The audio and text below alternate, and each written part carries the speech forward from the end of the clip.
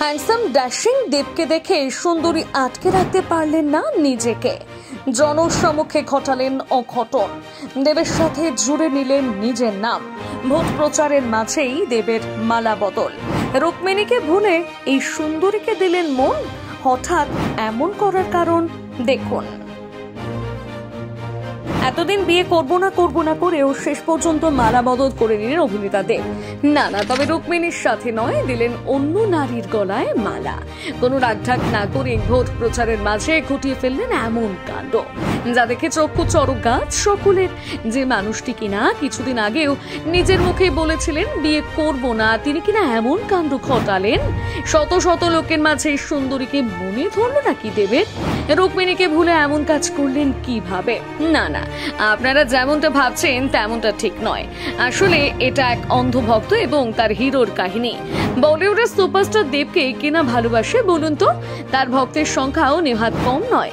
আর এই ভক্তদের মধ্যে অন্য একজন পাপিয়া রায়। সেই যে আই লাভ ইউ সিনেমা দেখে দেবের প্রেমে পড়লেন, তারপর থেকে তার স্বপ্নের মানুষ হয়ে উঠলেন অভিনেতা।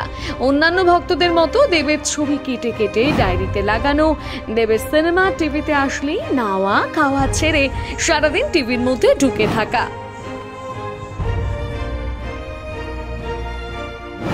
এক প্রকার দেবের জন্য পাগলামি করা যাকে বলে, ঠিক তেমনটাই করতেন পাপিয়া দেবী। বিয়ের পরও তার মনের মাঝে ওই জায়গায় রয়ে গেছেন অভিনেতা। 14 বছর ধরে তিনি প্রহর গুনেছেন কবে একবার দেখতে পাবেন হিরোকে। আর শেষ পর্যন্ত এই দীর্ঘ 14 বছরের অপেক্ষার অবসান ঘটল পাপিয়ার। যেহেতু লোকসভা ভোট চলছে আর সাংসদ হিসেবে দেবকে এই মুহূর্তে ঘুরে ঘুরে প্রচার বের করতে হচ্ছে। সম্প্রতি তিনি তৃণমূল প্রার্থী বিশ্বজিৎ দাসের হয়ে গোবরডাঙ্গায় প্রচার করতে আসেন। আর এই কথা কানে যায় পাপিয়া দেবী। তিনি ঠিক করে নেন যে করে হোক তিনি দেবের সাথে এবার দেখা করবেন। কথা মতন সকালবেলা দেবের জন্য একটি রজনীগন্ধার মালা ও গোলাপ ফুল নিয়ে আসেন, যাতে করে দেব এলে তার গলায় পরিয়ে দিতে পারেন। এরপর তিনি অপেক্ষা করতে থাকেন কখন দেব আসবে। সময় মতন দেব উপস্থিত হন গোবরডাঙ্গায়।